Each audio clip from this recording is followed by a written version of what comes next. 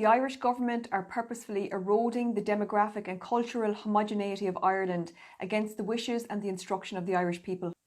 I say this because there has only been one occasion in the history of the state where the Irish people have been asked if they wished to set a limit on who should be granted Irish citizenship, and this was through the 27th Amendment of the Constitution, more commonly known as the Anchor Baby referendum.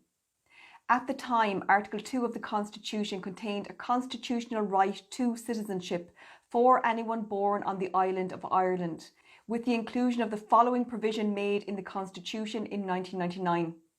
It is the entitlement and birthright of every person born on the island of Ireland, which includes its islands and seas, to be part of the Irish nation. The 2004 Anchor Baby referendum was preceded by a report in 2002, which stated that the number of births in Ireland's National Maternity Hospital had reached a 20-year high, with 15% of these births being reported as being from non-nationals. At the time, the then Minister for Justice, Michael McDowell, said that between 40% and 50% of non-EU nationals who gave birth in Ireland were doing so solely to gain Irish citizenship for their children. The Irish people, not happy with the dramatic pace of change and the impact on its society, applied enough pressure on the Irish government to secure a referendum on the matter. On the 11th of June 2024, 79% of people who turned out to vote voted yes to the 27th Amendment of the Constitution of Ireland, which confirmed that in order to have a constitutional right to citizenship, a person born on the island must have at least one parent who is an Irish citizen, thereby closing the Anchor Baby loophole. The only other referendum that recorded a higher yes vote was the Good Friday Agreement in 1998. The exceptionally high yes vote reflected the fact that the Irish people did not want to lose their faith, their culture, their traditions and their heritage to people not of this land. And they made a conscious decision in 2004 to limit Irish citizenship. The result was that the number of non-EU nationals arriving in Ireland to give birth decreased by 69%.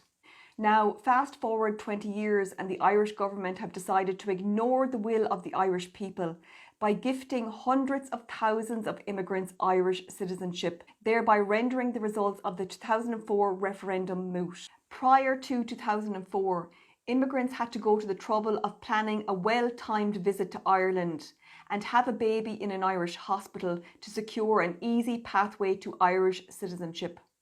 Today, the Irish government saves them the trouble by naturalising immigrants en masse, with more than 200,000 people being granted Irish citizenship since 2011, noting that I cannot locate the data from before 2011.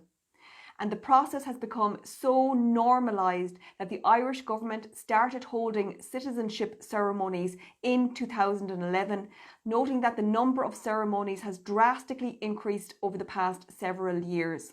For example, in 2022 there were 6 ceremonies for 12,000 people. In 2023 there were 15 ceremonies for 20,000 people. And in 2024 there were 24 ceremonies for 31,000 people. It should be clear to all by now that when the political establishment does not get the desired result from the people they are supposed to represent, they either rerun referenda until they get the right answer, or they create loopholes in the law to render our wishes as the native-born electorate meaningless. And unfortunately, this reprehensible behaviour will continue as long as we allow corruption to prevail without consequence.